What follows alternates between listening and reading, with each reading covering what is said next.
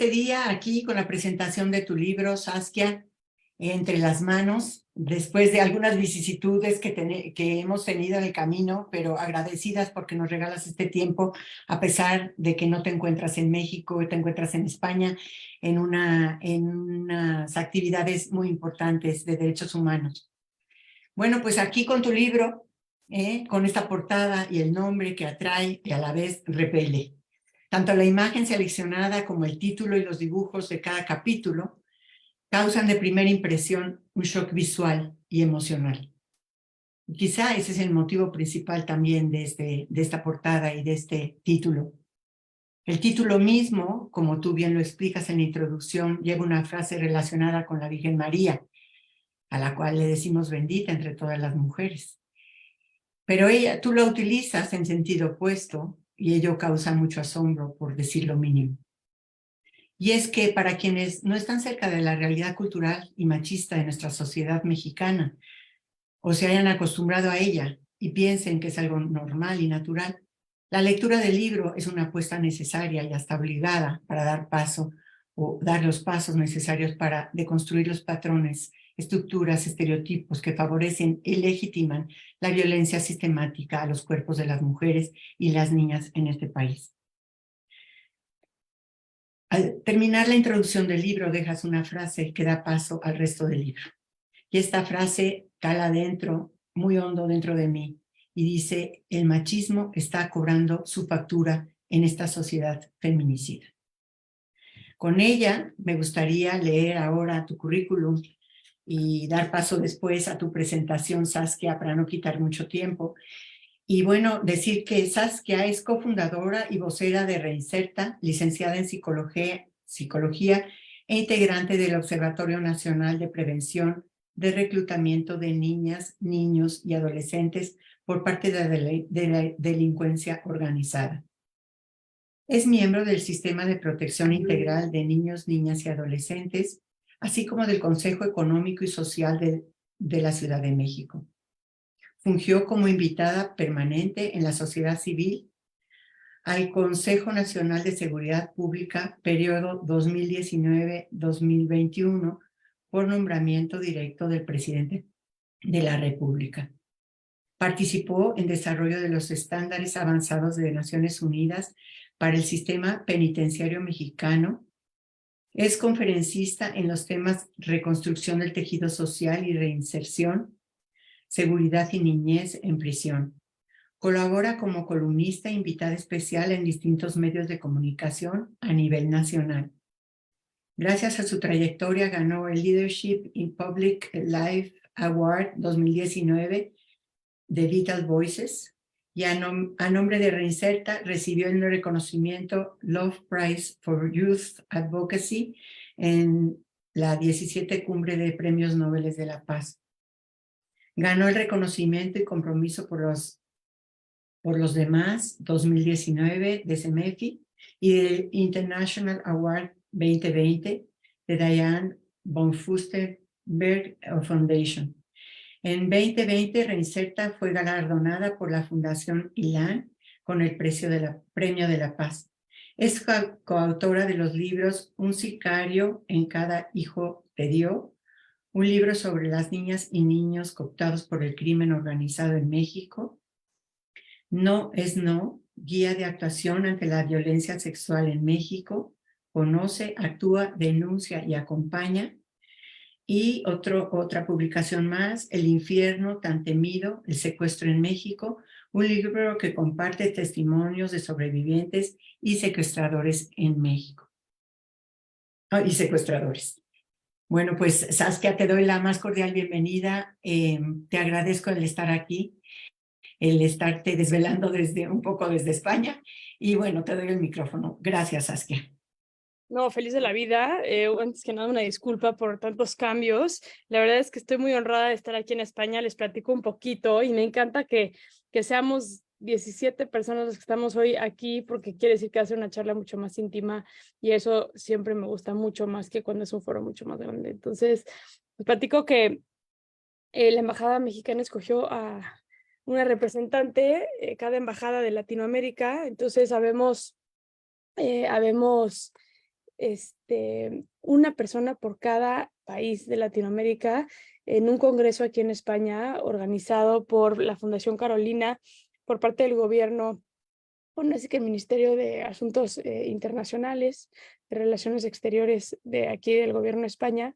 Y ha sido maravilloso escuchar a gente que está haciendo mucho por sus países en Latinoamérica, realidades como muy parecidas a la nuestra y otras como Uruguay, por ejemplo, que no tanto, pero, y también estar en España, en un país tan controversial para México, desde un lugar histórico, pero también con una tinte de esperanza hacia el camino que México podría estar tomando, ¿no? Entonces, aprendiendo muchísimo, muy honrada de haber sido seleccionada para venir a estar aquí estos días y bueno, más gusto de poderme dar esta noche para mí y este día para ustedes la oportunidad de poder platicar. Y voy a dar un poco de contexto, pero lo que más me interesa es escucharlas a ustedes. Habíamos con María Andrea dicho que unos 15 minutos de preguntas y respuestas, pero yo creo que lo podemos abrir un poco más a que yo hable menos y que podamos generar este diálogo, porque me encantaría escucharlas a ustedes, ¿no? Entonces, gracias, Ana, gracias, María Andrea, por la organización de esto. Bueno, eh, yo, yo, a diferencia de lo que muchas personas puedan pensar, me considero una activista en temas de justicia. Soy una mujer mexicana, como todas las que estamos aquí conectadas, que le preocupa muchísimo su país. Y conforme he ido creciendo y me he ido profesionalizando mucho más, llevo 17 años caminando a las cárceles del país, he entendido y he aprendido a ver que hay que redefinir la justicia en México.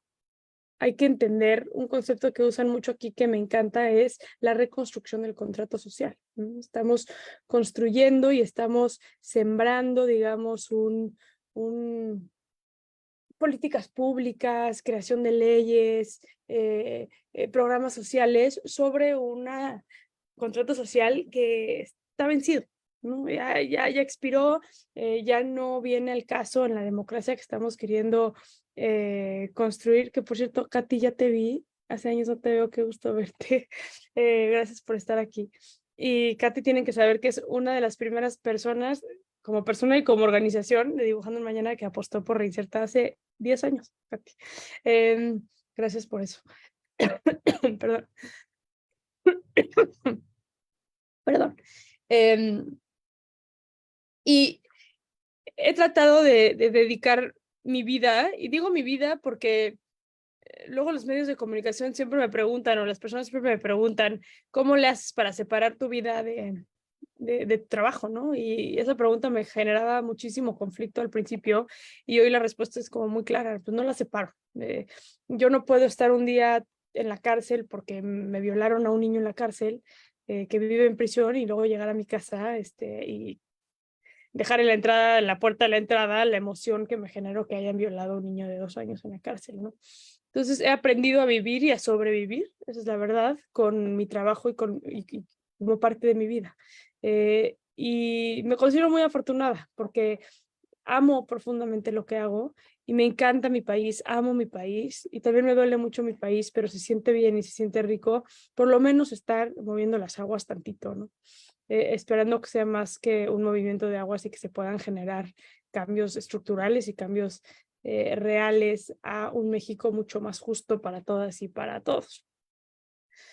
Hace unos años, un par de años, empecé con esto de la escritura de los libros, que creo que decir que escribo libros es un decir, porque entrevisto a gente y los plasmo en los libros, ¿no? Y genero algunas introducciones y genero algunas reflexiones puntuales respecto a lo que estoy escribiendo, pero la base de lo que hago tiene que ver con el entendimiento que para construir una nación democrática, justa, donde prevalezca el Estado de Derecho, tenemos que actuar con empatía. En México, la consecuencia de la no acción de la empatía tiene que ver con el pensamiento individualista, ¿no? Si yo estoy bien, si mi familia está bien, lo demás no me importa.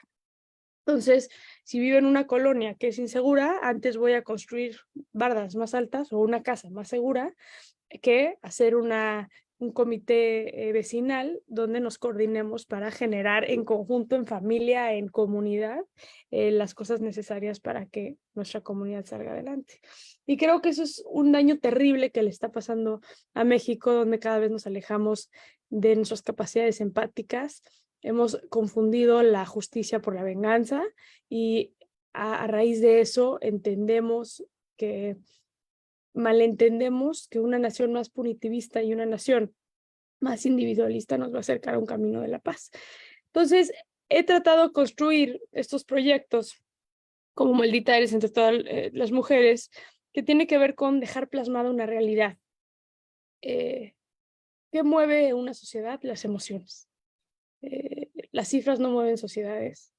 Y yo creo que tenemos que regresar a las emociones. Y aquí las emociones duelen, pero no es lo mismo que yo les diga 11 mujeres son asesinadas todos los días en nuestro país, a que les cuente la historia de Fátima o que les cuente la historia de Jade, ¿no? Y también creo que las cárceles del país, si bien dicen, conoce una nación por cómo tienen sus cárceles, lo creo fielmente. Y mi principio ha sido, todos tenemos una vocación y todos tenemos una pasión. Y parte de ello tiene que ver con creo que parte de las fortunas de la vida tiene que ver con morir diciendo, encontré mi vocación, encontré mi pasión y fui muy apasionada, ¿no? No tuve que trabajar un día de mi vida porque siempre fue eh, una maravilla despertarme y poder dedicar mi vida a hacer lo que amo. Y me considero muy privilegiada desde ese lugar, porque yo amo profundamente lo que hago. Y lo que yo hago es sistema penitenciario y justicia penal. Es que, ¿sabes qué? ¿Por qué no hablas con las víctimas? ¿O por qué no hablas con las víctimas? Porque lo mío es trabajar la prevención desde un lugar distinto. Yo estoy convencida que lo que hago le aporta mucho a México.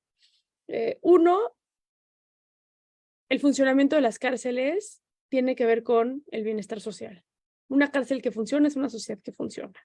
Una cárcel que no funciona es una sociedad que no funciona, y eso es un hecho. No nada más en lo evidente, como el que 75% de las extorsiones vienen de dentro de las cárceles, pero en lo que no es tan evidente, que tiene que ver con quiénes son las personas que están en prisión y cómo como sociedad les hemos fallado también. Esto no quiere decir que estoy exhumando de su responsabilidad por haber cometido el delito que cometieron, pero si no podemos ver que una mujer, por decir un ejemplo, si no podemos ver que una mujer que nació en una familia cuyo esposo y cuyo papá abusaba físicamente y sexualmente de su mamá, que tomaba, donde ella pasó hambre porque el papá tenía un problema de adicciones, no pudo terminar la escuela por lo mismo, vio a su mamá tirada inconsciente, sangrada todos los fines de semana.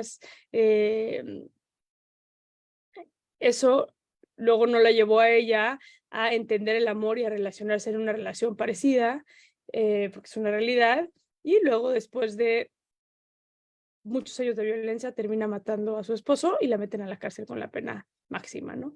Yo no estoy diciendo que haya o no haya culpabilidad, no me voy a meter en esos detalles ahorita, pero lo que sí estoy diciendo es, tampoco la defendimos cuando el papá estaba con un problema de adicciones en casa y ella tuvo que dejar la escuela y que haya preferido casarse con un hombre abusador que seguir viviendo en la casa en la que vivía, ¿no?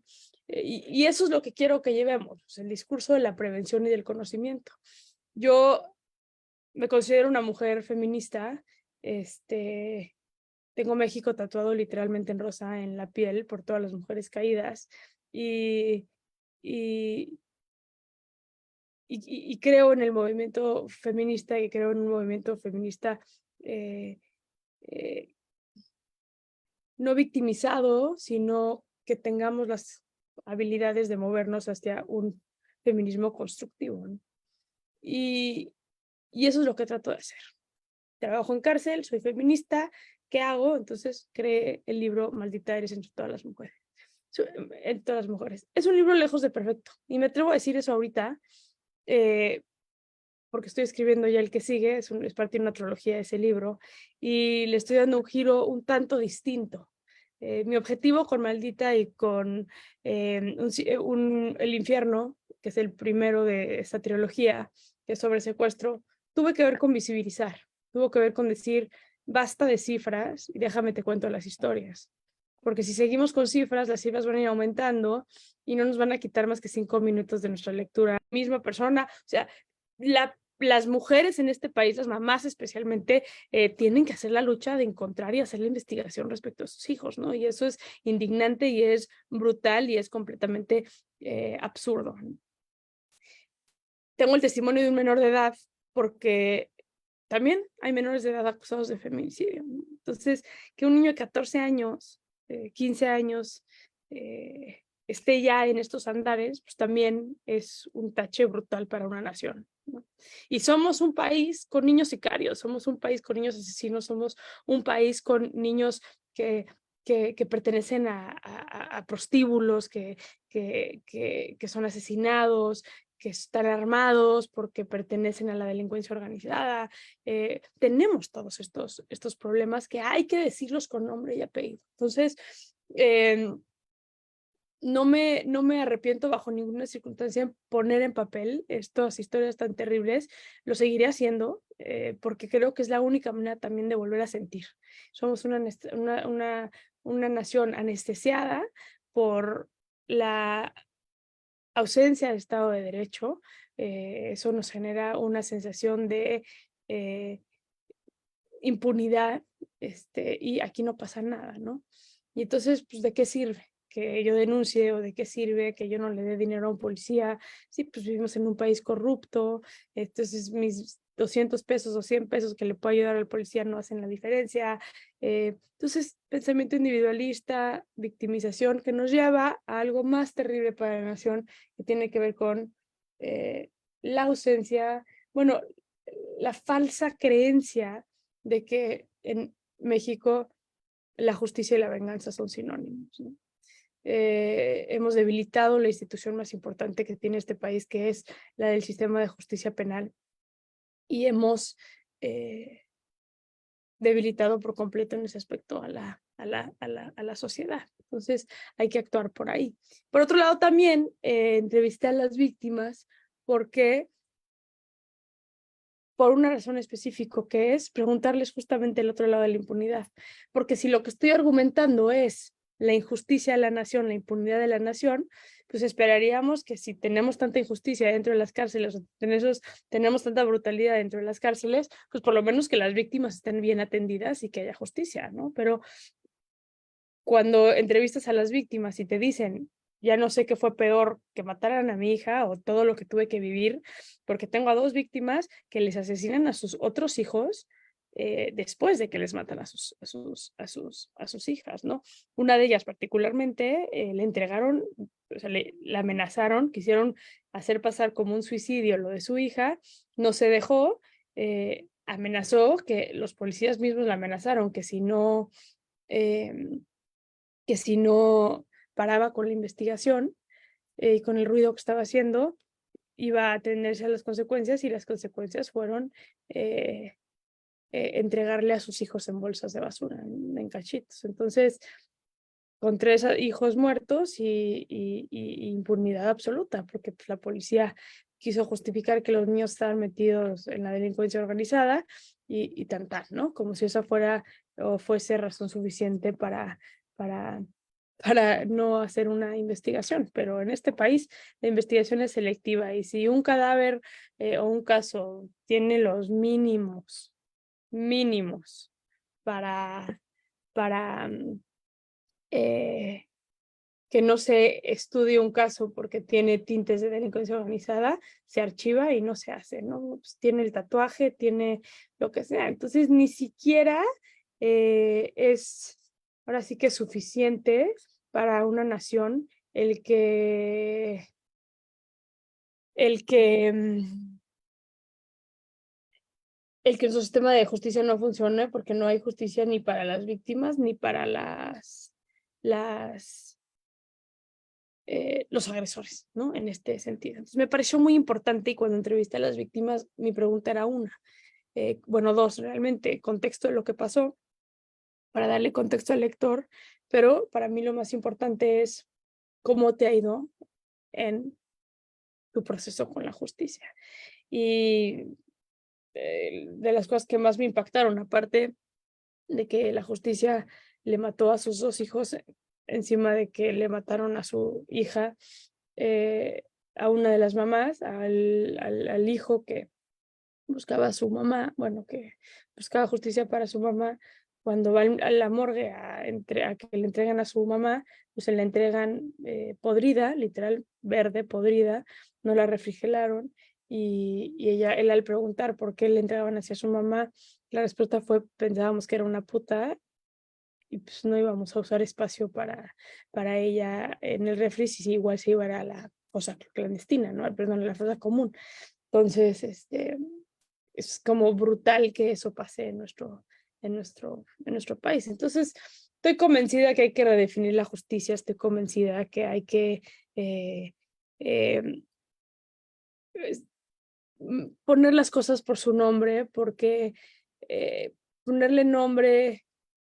Yo sé que el título del nombre es controversial, pero para mí fue muy importante porque me parece irónico que seamos un país tan católico, tan religioso, pero a la misma vez seamos un país tan violento y tan doble cara, ¿no? Entonces, como bien lo dices, María Andrea, sí, bendita es de todas las mujeres, pero también en un país donde veneramos, bueno, se venera, yo no, pero donde se venera a figuras religiosas, eh, de una manera brutal, pero a la vez vivimos en un nivel de injusticia y de brutalidad, y a eso no se le da la importancia que se le debería, ¿no? Estamos más preocupados por lo que nos va a pasar cuando nos moramos, eh, y el concepto de lo que entendemos por la vida después de la muerte, eh, que lo que hacemos como personas estando de manera terrenal, ¿no?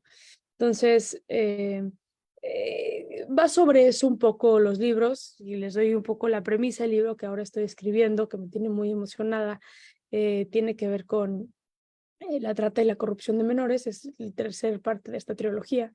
Y va a ser un libro que, como aprendizaje del primero y del segundo, voy a dividir los capítulos de tal manera donde cada capítulo tenga una introducción que explique muy bien el porqué de la problemática del capítulo que estoy mostrando, ¿no? Entonces, hablaremos de la impunidad, hablaremos de la trata entre los temas de migración y la corresponsabilidad bilateral, hablaremos de la enfermedad mental, de la pedofilia y la pederastía, de los impulsos sexuales, donde cuestionaremos temas como que tengan que ver con la castración química, que tengan que ver con ese tipo de cuestiones, para no dejarlo tan abierto a las historias nada más, pero esperando, y con esto voy a esperar que podamos generar un diálogo, pero esperando también que estos libros sean una herramienta de trabajo para abogados, para criminólogos, psicólogos forenses, que puedan tener en el aula casos de análisis puntual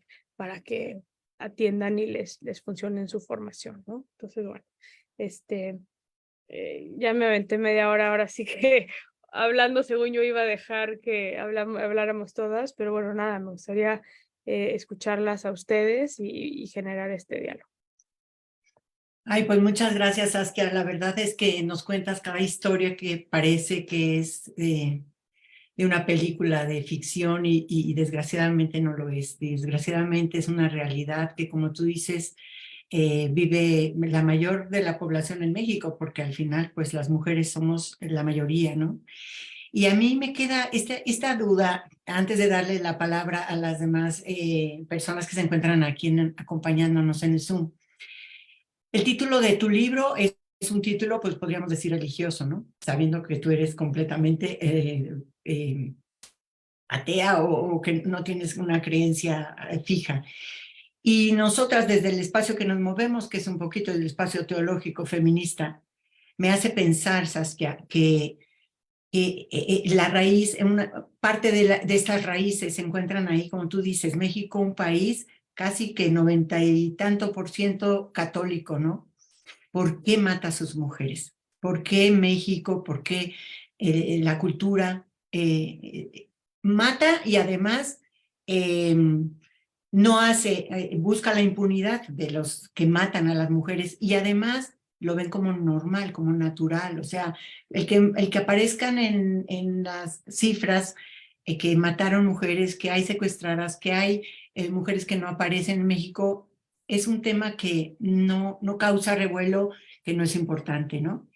Y yo, buscando un poco la raíz, pienso en malditas entre todas las mujeres, esta dualidad que se ha utilizado muchas veces en la iglesia y en la teología cristiana, que es María es la ave, o sea, es la santa, la pura, la digna, la buena, la bendita, ¿no? Y por otro lado, la Eva es la maldita, la pecadora, la puta, la etcétera, etcétera, ¿no?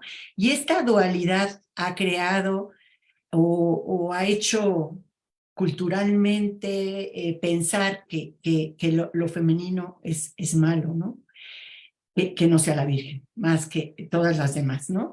Y me baso un poco en los subtítulos de los capítulos que tú pones. Dice, Risa, que es el personaje de uno de los capítulos, dice, tenía mucha ira, coraje, le enterré unas tijeras en la cabeza. Ese es el título del capítulo. La que sigue, Ángel, 2 puntos.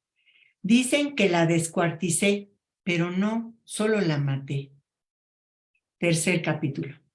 Juan Carlos, un acto divino maléfico. Siguiente capítulo.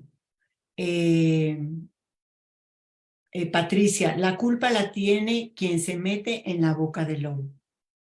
Y Roberto dice, tuve la determinación de acabar con su vida. Pareciera que quien no obedece el mandato patriarcal merece la muerte. Y tristemente es avalado por la cultura, por la justicia y por la mayoría de la población mexicana.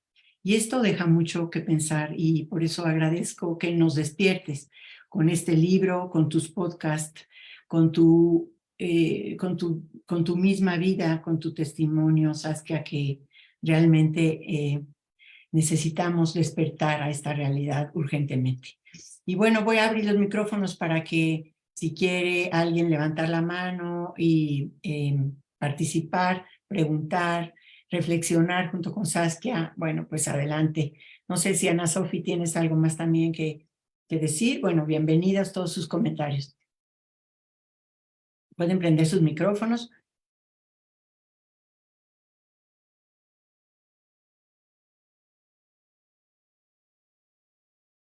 Anímense a preguntar. Aquí está Katy. Adelante, Katy. Bienvenida, qué gusto saludarte. ¿Sí puedes prenderlo, Katy?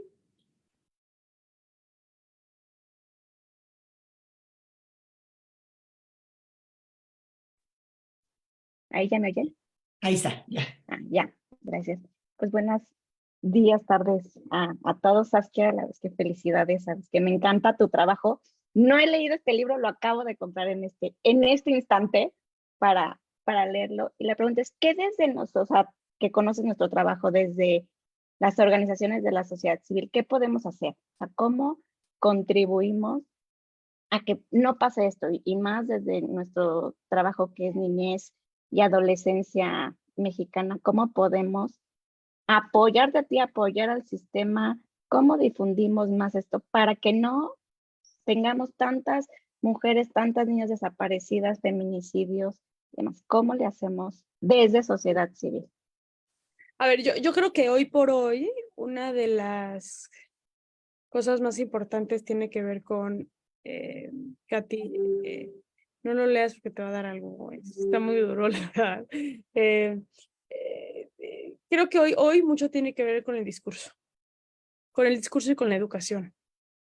Creo que una de las deudas pendientes que tenemos como mujeres, y me atrevo a decirlo porque soy mamá y porque yo misma lo batallo con mi hija, ¿no? Quizá por venir de una escuela laica, venir de papás feministas, un poco menos que otras personas, pero lo veo con mi pareja, que viene de una familia sumamente católica, conservadora, donde, no- donde tenemos como mujeres un machismo arraigado, innato.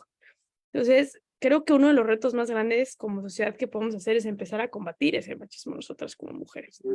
Porque podemos ser, y digo esto con mucho respeto, ¿no? Pero podemos ser teólogas feministas y podemos decirnos feministas y salir a marchar, pero algo que suelo yo decir mucho en las conferencias es, y no me digan, ¿no? Pero ¿cuántas de nosotras no hemos estado en una situación donde nos decimos feministas, pero cuando el hermano le pega a su esposa, por decir algo, somos las primeras en de repente que se nos salga, pues es que también ella, porque lo provoca así, se está viendo que está tomado, o también ella porque se desaparece de esa manera, o llega a esas horas de la noche, o también ella porque anda, ¿no? Provocando a otros hombres, o también ella. Porque esos comentarios se escuchan todo el tiempo, ¿no? Pero eso sí, el 8 de marzo salgo y marcho y estoy en mis grupos feministas con mis amigas y ni cuenta nos damos cuando le decimos a nuestras hijas que decir una grosería no está bien porque eso no es de niñas, ¿no? O eso no es de señoritas y eso a veces es durísimo combatirlo, ¿no? Es durísimo combatirlo desde cómo enseñamos.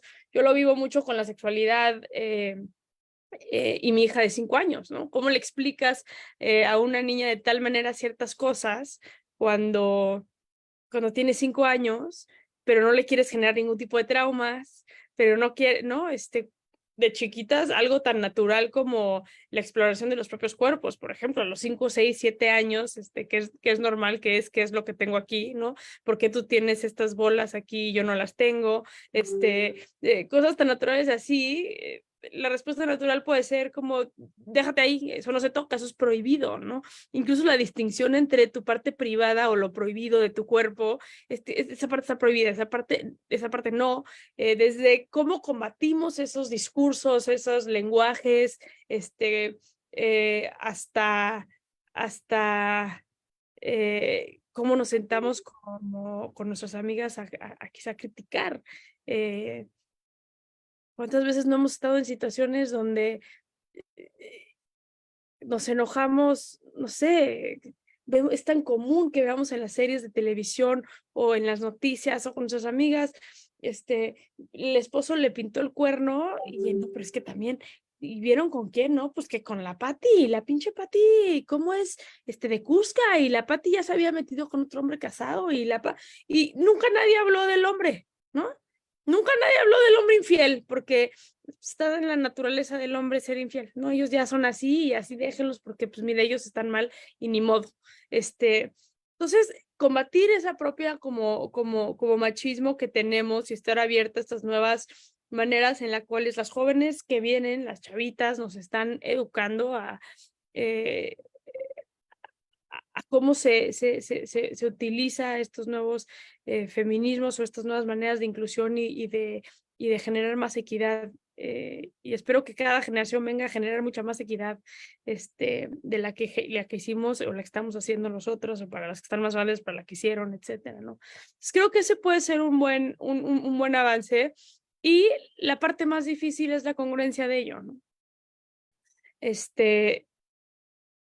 El día de mañana que a mí mi hija me diga que perdió su virginidad, por ejemplo, ¿no? ¿Cuál va a ser mi reacción? Y la congruencia de la reacción que podamos llegar a tener. Y eso creo que es importante que lo entendamos. Y hablo desde lo que podemos hacer, porque de repente estamos como en la expectativa o con la esperanza de saber cuándo, ¿no? se terminan los feminicidios en el país, ¿no? Los feminicidios no se van a terminar así de la nada, ¿no? Hay un tema educativo, hay un tema que nos hemos equivocado y hemos educado mal a nuestros hijos. Y hemos educado mal a nuestras hijas, ¿no? Porque a nuestras hijas les hemos enseñado muchas veces con el ejemplo a quedarnos con el hombre que abusa, a confundir el amor por abuso. Le hemos enseñado a nuestros hijos y hemos llenado a nuestros hijos de inseguridades que los llevan a ser hombres maltratadores. Porque un hombre maltratador no es más que un hombre con una combinación nefasta que normalmente tiene que ver con consumo, inseguridad, ¿no? Y violencia. Entonces, siempre hay unos de esos dos factores en el hombre violento, el agresor.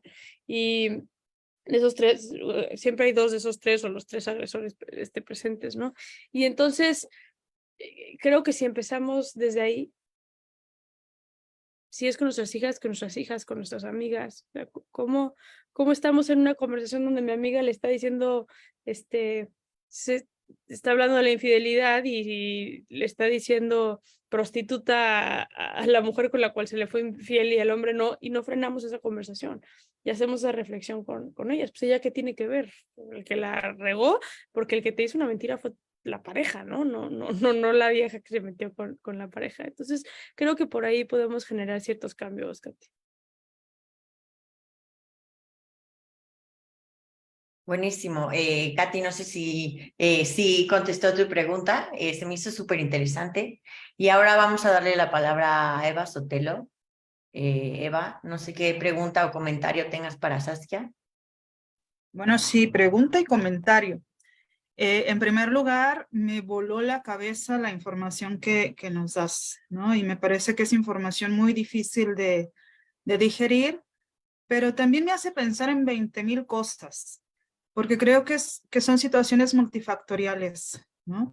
Por ejemplo, pienso en la manera en la que en México tú hacías referencia a que somos un país muy religioso, muy católico, y bueno, y es cierto, pero también hay otros países que tienen estas características o que son predominantemente católicos, pero no se ven las brutalidades que se ven en México. Entonces, ahí hay como un campo para reflexionar cómo se vive el ser católico en México, ¿no? ¿Qué significa ser católico en México?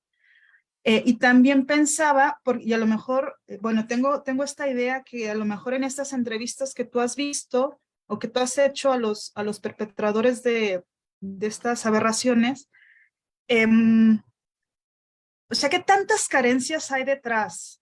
¿No? Carencias en todo sentido, carencias educativas, carencias materiales, carencias afectivas, etcétera. Entonces, y ahí estamos hablando de un montón de temas, ¿no? Incluso de gobernanza, de la sociedad civil, qué tanto nos estamos implicando, qué tanto estamos atendiendo temas de pobreza. No sé, o sea, creo que mi cabeza ahorita me está volando, porque la forma de abordar esta situación es como de 1,000 maneras, ¿no? O sea, hay muchísimas cosas por hacer en este país. Es Ya me parece... interesante. Ah, perdón. No, te No, iba sí, a decir eso, que es el cuestionamiento de la religión, lo hice por el título, pero ajá. creo que es la religión más muchos otros factores, como los dices tú, tiene que ver con consumo, tiene que ver con pobreza, tiene que ver con educación, ¿no? Que es irónico, porque los países más educados son los países menos religiosos también, ¿no? Entonces, ahí hay como una correlación interesante que habría que, pero no estamos hablando de religión y política ni de esas cosas, ¿no? Pero sí, no es que la religión católica incite la violencia puntualmente, ¿no? Pero es justo la necesidad de aferrarnos al bienestar, que es lo que predica, por lo menos es el objetivo, una religión, la que sea, que es el bienestar social, y que a la vez haya como esta doble moral, que no es que sea doble moral tan, en algunos casos sí, ¿no? Pero en otros casos tiene que ver con la ausencia de educación, o sea, el hombre que viola de su hija o el hombre que sale a robar para darle comer a su familia y que va a misa los domingos, ¿hay una doble moral o no hay una doble moral ahí? No sé. Sí, Perdón. fíjate que justo, no, está muy bien. Pensando en esto, como en lo multifactorial, en esto que nos platicas, la pregunta sería, no sé si tú has articulado relación con otras organizaciones que trabajen a favor de otras áreas, porque me imagino que no trabajas solita, sino que trabajas, o sea, tu organización no trabaja solita, sino articulándose con el trabajo de otras organizaciones. Entonces, la pregunta sería por ahí, ¿no? ¿Cómo Sí. te articulas y, digamos, qué es lo que se pretende atacar? Pues mira, En la fundación O sea, una cosa es lo que yo hago también a título personal, otra cosa es la fundación, ¿no? La fundación trabaja con niñas, niños y adolescentes en contacto con el sistema de justicia penal. Llevamos 10 años ya operando y en efecto, Eva, tenemos varias alianzas nacionales e internacionales que también son importantes de cooperación, nacional e internacional también.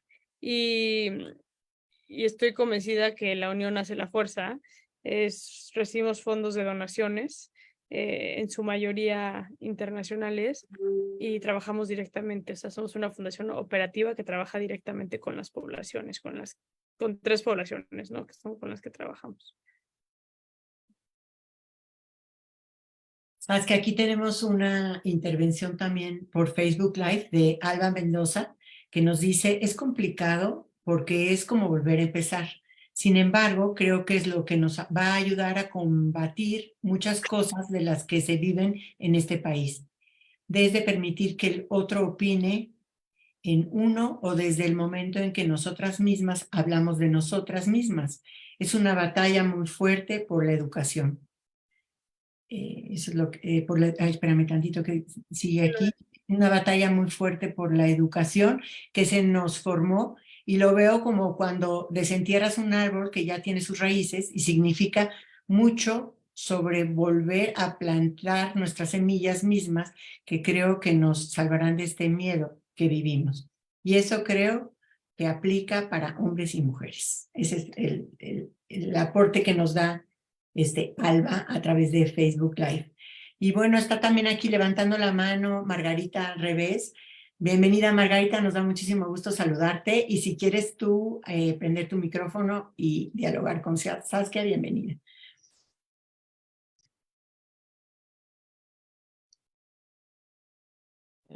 ¿Ya? Ya, listo. Ya estoy. No, muchas gracias, qué gusto verlas a todas. Saskia, no sé por dónde empezar. Primero por decirte que quién sabe si voy a leer tu libro, porque suena aterrador. Segundo, mi más grande admiración, uno, por oír ahorita de parte de María Andrea que, bueno, no profesas ninguna religión, pero que sin duda la espiritualidad interna que llevas está iluminada por el Espíritu Santo, nómbralo como quieras. El amor, el compromiso social, como quieras llamarlo, pero yo creo que ese trabajo solo lo puede hacer alguien con una espiritualidad fuertísima. ¿Sí? Y 3, yo creo que mucho en parte, creo que se han tocado en tus respuestas, viene de la familia, mi trabajo viene desde la familia, mi tesis viene desde la familia, mi parte feminista viene desde la familia, en donde la violencia, las adicciones, todas las frustraciones, todos los machismos, ¿no? Vienen de una bajo estima, bajo autoestima, que de alguna manera o así aprendimos o así nos enseñaron, o la verdad es que nos parece bastante cómodo estar justificando todas esas cosas por una baja autoestima que no hemos sabido detectar. Lo del pueblo mexicano, que es muy católico, me cuestiona muchísimo, porque yo no sé si fue si no es bueno, primero el porcentaje ha bajado, no es 90 y tantos, yo creo que es lo que pones en el censo, pero pues bueno, el que no practica para mí no es católico, ¿no? Pero yo creo que es una parte religiosa que sustenta al pueblo, hablando del pueblo medio bajo, ¿no?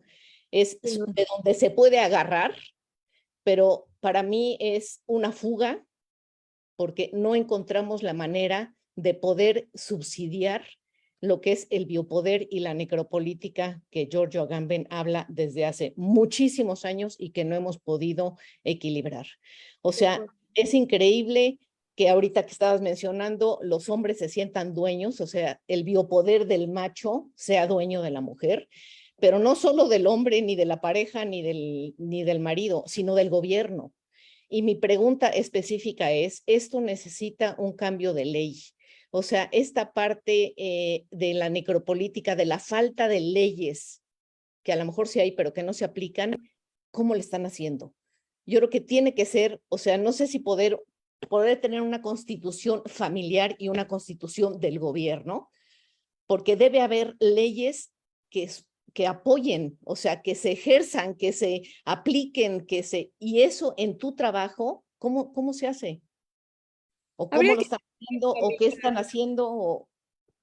Porque el habría que gobierno, el apoyo, sin duda, yo creo que es ínfimo, yo creo que es muy poco.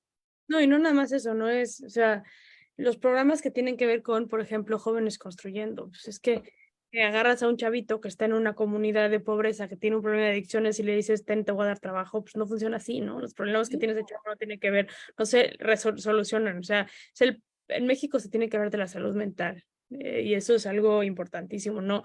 En México, quien delinque no delinque necesariamente por un tema de dinero. Al contrario, ¿no? Delinque por temas de adicciones, por otras razones, maldad, daños neuronales, como le queramos decir. Mira, nada más para acabar, para que completes tú, por ejemplo, hemos tenido juezas, mujeres, que feministas, digo, una de ellas Sánchez Cordero, que luego fue gobernador y todo, pero esas juezas feministas, digo, son más patriarcales que los patriarcas. O sea, entonces, ¿dónde vamos? ¿Qué podemos hacer? ¿Qué están haciendo? A ver, primero me gustaría entender qué entiendes por, ¿no? Como por una concepción de la familia o qué entiendes por familia, ¿no? Porque cuando se menciona familia así, como que me da miedo porque ¿qué se entiende hoy por familia, ¿no? La familia tradicional, o el tipo de familias que hoy existen. Y no estoy hablando de diversidad e inclusión, estoy hablando de una madre soltera, estoy hablando de una abuelita que cría a sus nietos, estoy hablando de una tía que cría a sus sobrinos, De todas. de todas, ¿no? Incluso de las Familias heterosexuales, de familias de dos personas del mismo sexo, de todas. Un grupo de personas como que se respetan, que se admiran, que se comunican, que tienen un compromiso social. completamente de acuerdo. Yo empezaría a decir, yo creo que somos el país de las leyes. Yo estoy harta, güey. O sea, yo ya acá aprueban la ley de no sé qué. Entiendo la importancia, pero yo he visto que no se practica, ¿no? Dice en el libro y sale muy bonito en el libro y no se practica. Para mí, hablando desde mi rama, de las cosas más brutales que hay, es de repente ver a los propios policías. Una vez entrevisté y escribí una columna en el Universal, de una mujer policía federal que está en el penal el 16, que es el penal federal de mujeres. Y yo hablaba con ella y me decía, sabes, entiendo que lo que hice está mal, pero no me siento culpable. Y yo le decía, ok. Y ella lo que me decía es, a mí me mandan a Guerrero, como policía federal. Y cuando yo llego a Guerrero, pues a mí se me dice, mira, la manera en la que aquí se trabaja es así, ¿no? Y me presentan a los del cartel del SIDA en Guerrero y pues el dinero para la gasolina que nos daba el gobierno, para municiones, para chalecos antibalas, ¿no? Nos los daba el cartel. Y con el cartel lo que había era como un acuerdo de no queremos violencia, no queremos que entre en ese momento el cartel de Jalisco Nueva Generación, y entonces había como una especie como de cooperación, ¿no? O sea, se mantenía tranquilo todo, entonces no éramos nota nacional, no había violencia, ellos, ¿no?, vendían lo que querían, nosotros pues, ahí medio dábamos el gatazo de que estábamos haciendo algo, pero a mí el primer día que llegué se me sentó prácticamente con los del cartel y me dijo, esta cosa funciona así, ¿no? Y obviamente, pues entre que son peras o manzanas y entre que ellos y yo estábamos vestidos igual, prácticamente, pues me terminé enamorando de uno de ellos, ¿no? Y el día que detienen a uno de ellos, pues yo estaba con él y pues me detienen a mí también. Y a mí me toca doble sentencia porque soy policía y, ¿no? Y demás. Y yo decía, claro, es que la manera en la que se ejerce la seguridad en este país no tiene nada que ver con las leyes. Y quien les tocó la mala suerte por coyuntura de terminar en la cárcel siendo autoridades, pues ahora sí que es, perdón mi expresión, pues se chingaron, ¿no? Y no voy a hablar de García Luna, porque creo que hay muchos aristas en el caso de García Luna, ¿no? Pero también estoy segura que, o sea, yo veía el caso de García Luna y decía, este güey lo están tundiendo y ¿dónde está la DEA? Porque estoy seguro que la DEA en México sabía de lo que estaba haciendo García Luna y es más, entendían que para poder combatir o por lo menos hacer la finta de que se está combatiendo el narcotráfico en México, pues tienes que negociar con ciertos grupos y tienes que tener ciertos acercamientos, ¿no? Pero ante las leyes está como penadísimo, ¿no? Y entonces yo digo, bueno, es que ahí estamos fallando. ahí es donde también estamos fallando, y donde creo que también es lo que no necesitamos es más leyes, lo que necesitamos es un contrato social que fortalezca las instituciones y que las leyes se respeten. Porque hoy no tienes Estado de Derecho porque no tienes a las personas que pueden ir al Ministerio Público y denunciar y garantizar que no se les va a revictimizar o que se va a hacer justicia. Al contrario, se les revictimiza, no se hace justicia. Vaya, aquello es una cosa brutal, ¿no? De lo que termina pasando. Y creo que ahí es donde nos toca el fortalecimiento de la comunidad. Quiero llamarle comunidad, porque creo que justo más allá de la familia tiene que ver con la comunidad. Y digo comunidad porque la comunidad nos puede salvar la vida, ¿no? Yo tengo un podcast, por si no lo han visto, los invito a que lo vean, donde entrevisto a gente en la cárcel, y en algún momento entrevisté a una chava que entró y salió del DIF, fue revictimizada brutalmente en el DIF. Y nunca se me va a olvidar que cuando saqué ese podcast me escribió una chava y me dijo, yo tuve la fortuna, y me considero afortunada porque sé que hay muchos más casos negativos que positivos, de que cuando me estaban violentando en mi casa, mi madrastra de una manera brutal, la maestra que me tocó ese año se dio cuenta, y la tutora del DIF que me tocó eran unos ángeles, ¿no? Ella sí me dijo. Y yo hoy estoy viva y no estoy en la cárcel gracias a que tuve la suerte que me tocara esa maestra y que me tocara esa tutora del DIF. Porque me hubiera tocado otra maestra que quizá hubiera sido indiferente, ¿eh? O me hubiera tocado otra tutora que traiga un trauma vicario y sea agresora también, ¿no? Trabajando con niños, porque lo vemos todos los días en los DIFs. Yo podría ser una de las mujeres que está en la cárcel, ¿no? O una de las mujeres que tomó una decisión distinta en mi vida, ¿no? Entonces, creo que el fortalecimiento, Margarita, de las instituciones es la prioridad que debe de tener, y específicamente, me atrevería a decir, de la de justicia penal. Porque nada funcione tampoco que sirvan todas las otras instituciones si no puedes garantizar el derecho más preciado, que es el de la vida y de la libertad. Y ese se ve desde un lugar de lo familiar y de lo penal, ¿no? Entonces, en materia de institución y derecho.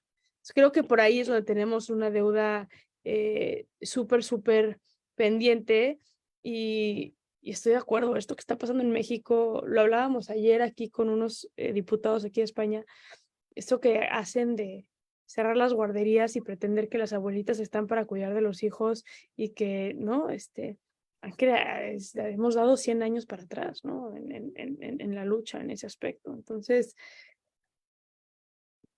sí. Y lo mismo de cerrar Cipina también, ¿no? Terminar con esta institución que tardó mucho en nacer y que a los pocos años ya la están matando, ¿no? No, y fíjate que están matando Cipina, o sea, los niños deberían de ser la prioridad número 1, pero como no votan, Claro. o sea, tú viajas, yo que he ido a varios DIFs, es brutal. O sea, los DIFs mejor hechos, con excepción de Nuevo León, es porque la delincuencia organizada le ha metido una lana. Y están en el Triángulo Dorado, y, ¿no? Sus donantes principales se apellidan Guzmán Loera, ¿no? O sea, es brutal que eso sea. Y vas a los que no, y que tienen únicamente dinero del gobierno, no sé si es peor vivir en la calle o vivir allá adentro, ¿no? Entonces, está delicado. Saskia, muchas felicidades, de verdad, muchísimas gracias. No, a ti, Margarita. Bueno, pues aquí nos está diciendo Norma a través de Facebook Live, nos dice, este libro está mega duro y creo que nada comparado con lo que está afuera. Desde que te empecé a seguir y vengo leyéndote y escucho, no sabes cómo me revientas mi cabeza, porque pareciera que esto ya es un cuello de botella de donde no se puede salir, así tal cual pareciera. Pero también pienso que el granito de cada una puede aportar con la información que otorgamos a los niños, que son los que van a continuar con nuestra educación y la formación que les damos, pero para ello sí creo que se debe entender que entender al que realiza estos actos para ver qué se tiene que cambiar.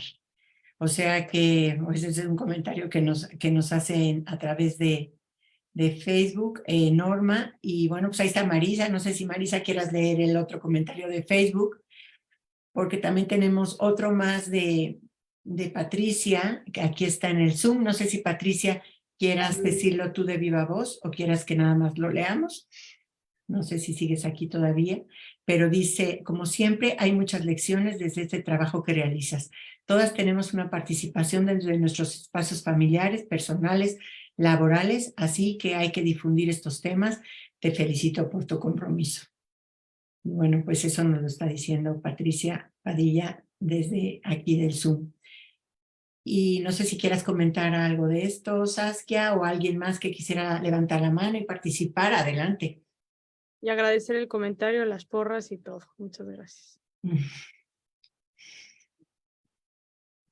¿Alguien más aquí del Zoom? Ah, creo que tenemos una manita levantada otra vez. Eva, adelante, Eva.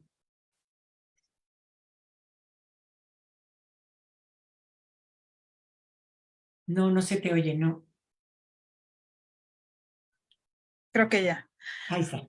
Ay, bueno, nada más, a mí me parece también que es un trabajo muy valiente, pero sí me gustaría preguntar, ¿qué te da la fuerza para enfrentarte con tanta frecuencia a estas emociones tan fuertes, a estas realidades tan duras, porque yo creo que varios de los que estamos aquí o gente que te conoce sería incapaz de meterse a la lectura de este libro sabiendo con lo que se va a encontrar, ¿no? Porque a lo mejor no tenemos ni el estómago ni la capacidad ni para enfrentarnos a esas situaciones. Pero entonces la pregunta es, ¿a ti qué te da la fuerza para enfrentarte con esta frecuencia a estas cosas tan terribles?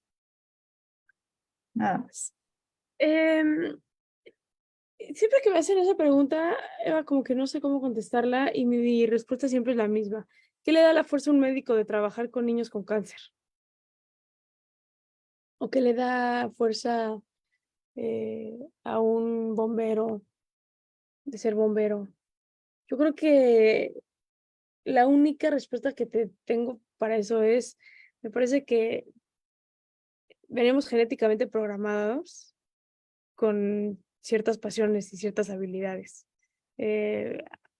Genéticamente, ¿no? Luego más todas las que desarrollas. Y afortunadas las que encontramos lo que nos apasiona y lo que me motiva es la pasión. La pasión por no imaginarme haciendo otra cosa. Amo profundamente lo que hagas. O sea, ya sí me meto en mis temas más locos, pero yo me siento libre estando en una cárcel. O sea, yo cuando estoy de mal humor o tengo un mal día y me caga mi esposa y me caga mi hija y me caga mi mamá y me caga mi papá y me cagan mis hermanos, agarro mi coche y me voy a la cárcel. Y entonces me siento en la cárcel y echo chal. O sea, eso es lo que yo hago cuando no puedo convivir con mis seres amados, me voy a la cárcel, ¿no? Y yo, a ver, estamos en confianza y no es algo que suelo gritar a cuatro vientos, ¿no? Pero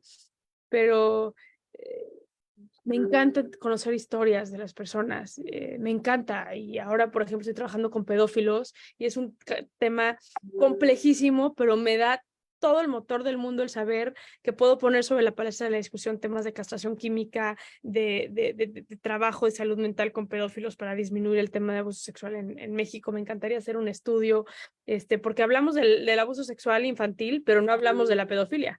Cuando el 70% de los agresores sexuales infantiles o no los pederastas, los pedófilos, buscan no accionar, ¿no? Pero tampoco generamos ningún tipo de herramienta para que no accionen. Entonces, estoy feliz viendo cómo bajamos un proyecto que tenga que ver con una alternativa a combatir el abuso sexual en un país donde somos el número 2 de prostitución infantil, ¿no? Entonces, la pasión tendría que ser la respuesta, sí. Interesantísima tu respuesta y ahora le doy la palabra a María Rosa. Bienvenida, María Rosa, saludos. A ver si puedes abrir tu micrófono.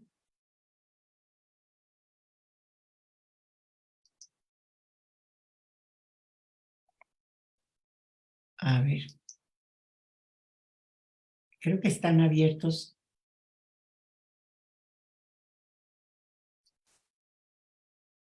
No. Ay, a ver, Sí, estoy en te marco ahorita. a ver si ahora. Blanca, Ahí está, ahí estoy. Ujú. Blanca, te quiero ver. Hola a todas, Saskia, me tienes ya no sé ni cómo expresarlo, verdaderamente no puedo creer lo que cuentas, o sea que por más que piense que soy alguien que estoy involucrada en esos terrenos, es que no es ni la milésima parte de lo que estás comentando. Y pues obviamente yo creo que cuando nos enteramos de este tipo de cuestiones, como bien dices tú, se mueven los sentimientos y todo el mundo quisiéramos como poder hacer algo más, ¿no? Entonces, bueno, ya se han dado aquí temas, yo creo, igual que tú, que la educación es vital, pero a mí me gustaría saber si tú has encontrado como un cambio, o sea, como una respuesta a toda tu lucha a nivel, especialmente en el gobierno, en la política. Entonces, como dices tú, hay tantas leyes, pero ninguna se cumple, que no sé si deba de ser muy frustrante para ti ver que todo el trabajo está como decías tú el ejemplo del doctor, bueno, yo creo que un doctor lo que lo motiva es ver que curó a alguien, ¿no? Porque dependía de él y demás, pero aquí es que pongas el esfuerzo que pongas, siempre hay un límite que no te deja llegar más allá porque no vamos como acompañados, ¿no? También entiendo que es un proceso, por ejemplo, la educación, que irá votando no solo a nivel familiar, sino a lo que cada quien se va dedicando, ¿no?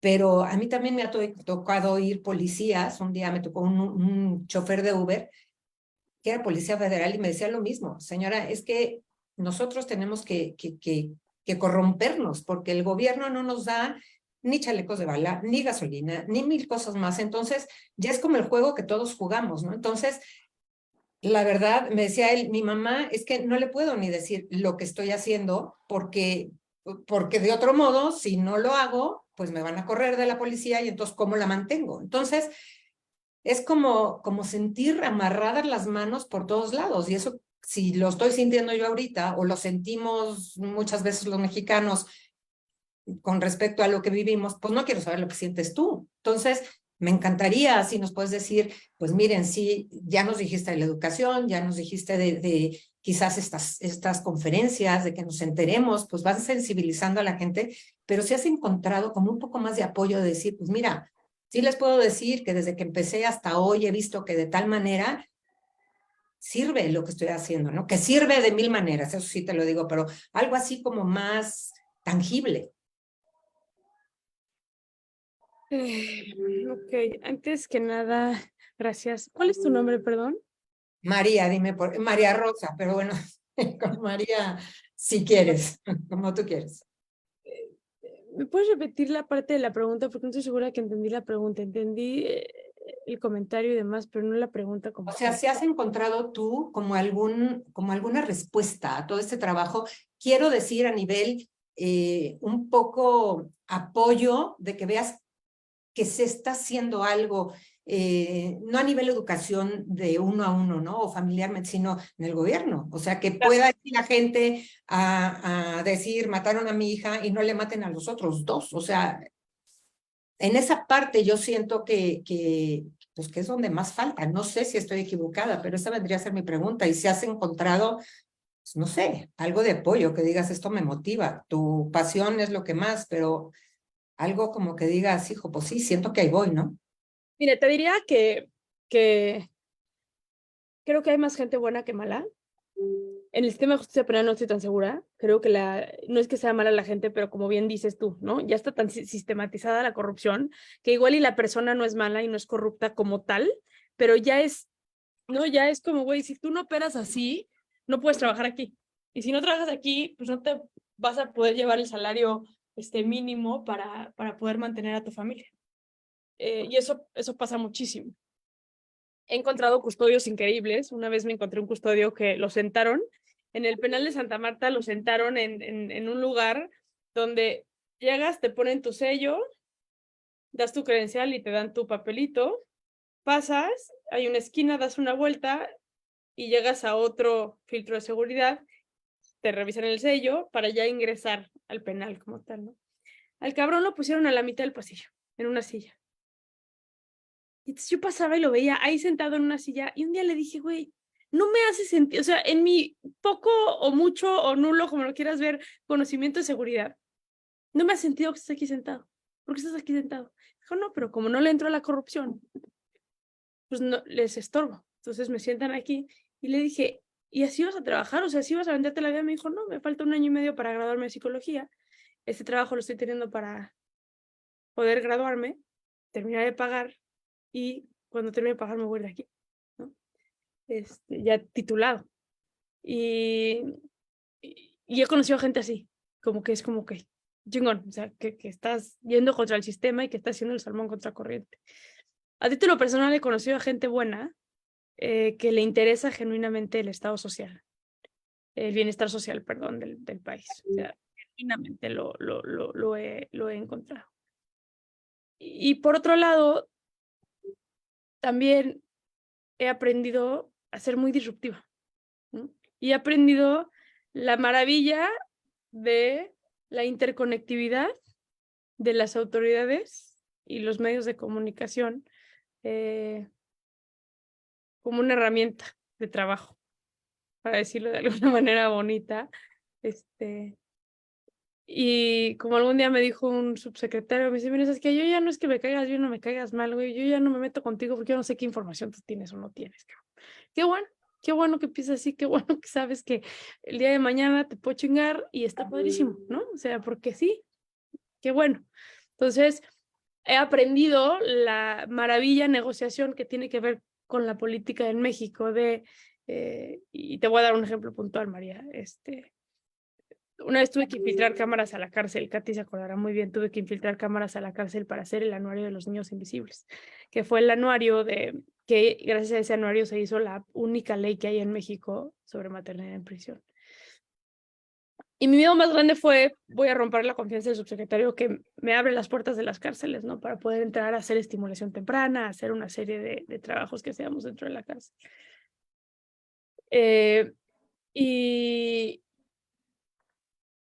Y mi papá me dijo ese día, ¿no? ¿Qué prefieres? ¿Seguir entrando a dar tus talleres de estimulación o hacer un cambio que le cambie la vida a todos los niños? ¿No? Dije, 100%, o sea, no se piensa.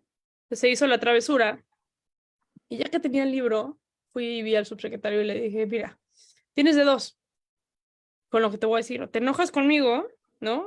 Y rompemos todo tipo de relación y ya nunca jamás en la vida volvemos a hacer nada juntos en la cárcel de tu estado. O te unes y déjate platico por qué, ¿no? Entonces le dije, mira, hice esto, infiltré cámaras a la cárcel, le tomé fotos a los niños así, hice esto para poder recopilar las fotos para este libro lo voy a mañana presentar en una conferencia de prensa. Es de dos, o vienes y te lo presentas conmigo y hablas de un problema que tiene que ver contigo también, porque eres mexicano, porque eres papá, porque, ¿no? Tienes corazón, me imagino. O, pues te quedas como el subsecretario que le vieron la cara de pendejo. Infiltraron cámaras y serás recordado en la historia como eso, ¿no? Entonces también, ¿a qué voy con esto? Es como este juego también de lobbying político que he aprendido a hacer. Pero me he encontrado a gente bien padre, ¿no? Me he encontrado a gente bien padre en el camino, en el proceso. Omar García Harfuch, nuestro secretario de seguridad, es un tipo de primera y tiene un equipo de primera, su equipo directo es de primera. Y lo que me pasa mucho, y con esto termino, María, perdón que ya me colgué con tu pregunta, lo que me ha pasado mucho me pasa siempre algo que es puro buen pedismo humano, creo, que tiene que ver con los días que he tenido, los peores días. Y te puedo dar varios ejemplos, ¿no? No sé si ustedes siguieron el caso de Tadeo, el niño que encontramos muerto dentro de la cárcel del penal de Puebla, por ejemplo. Pero si no, les recomiendo que se metan a investigarlo porque fue un caso brutal, donde el gobernador Barbosa salió a amenazarme y mi reacción fue agarrar a mi hija y sacarla del país, ¿no? Y me acuerdo que ese vuelo donde iba con mi hija, me amenazó a las 7:15 de la mañana, yo a las 10 de la mañana ya estaba en un avión con mi hija. Y me acuerdo que ese vuelo yo iba tristísima, como sí me acuerdo que sentí, se acabó, o sea, porque mi papá siempre me dice, nada más acuérdate, amor, que muerta no sirves de nada, ¿no? Y yo iba tristísima diciendo, ya, o sea, ganó el Estado, o sea, ganaron los corruptos, ganó un pendejete ahí, asqueroso, que se llama Miguel Barbosa, que lo detesto con todo mi corazón y que me parece un asco de persona, que era un asco de persona, que prefiere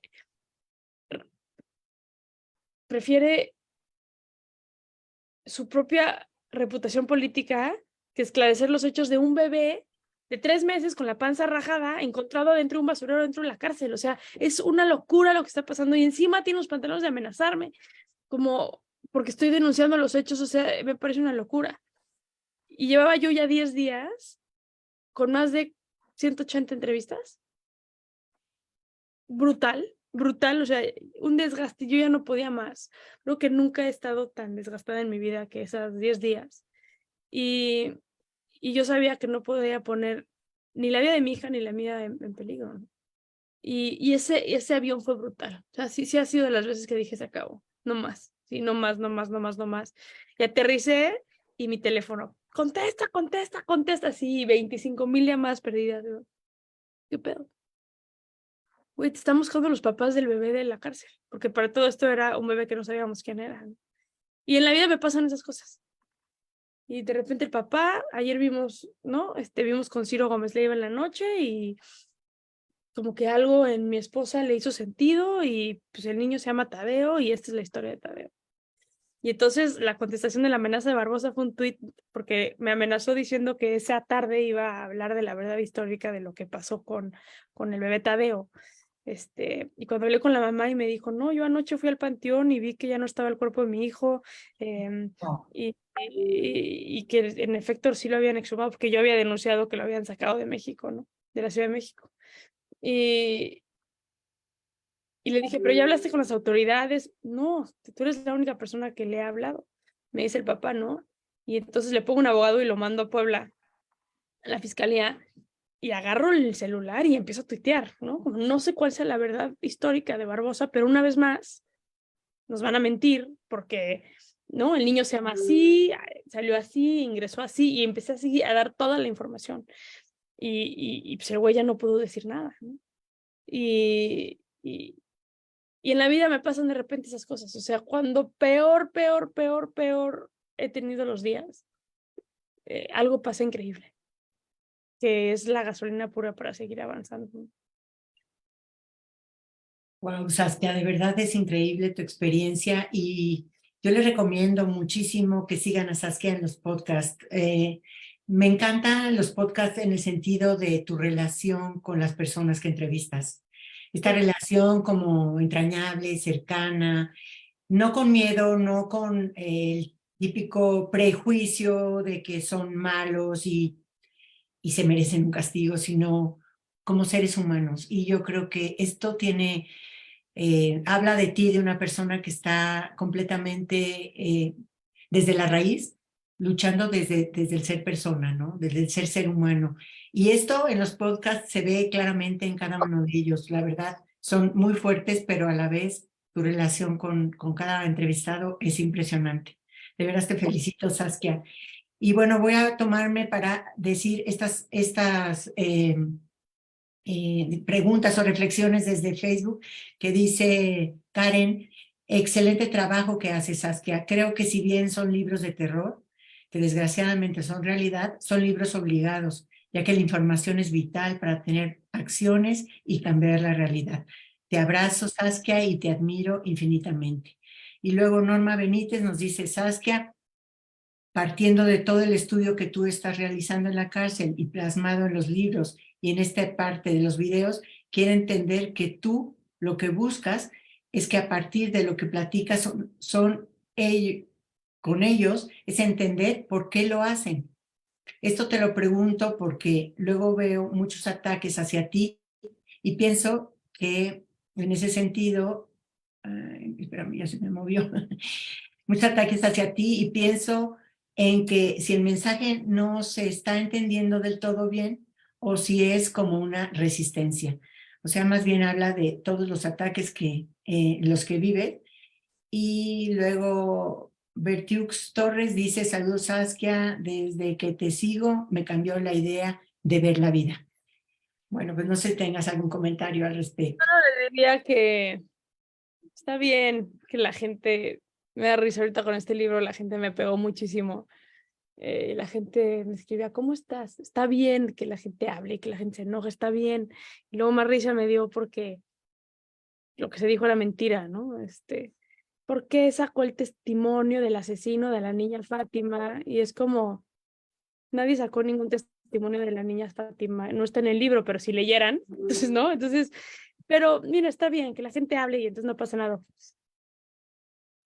Pues Saskia, de verdad que creo que hemos llegado al final del programa, pero quisiera, bueno, hacer coro de todas las voces que están aquí, que yo creo que todas nos sentimos verdaderamente atraídas hacia esta presentación, hacia tu libro, hacia lo que realizas y a este compromiso social, a este compromiso de vida, que realmente como mujer, ojalá que tuviéramos más representación o que nosotras mismas nos volcáramos en esta tarea de hacer algo por la de al lado, por el de al lado, ¿verdad?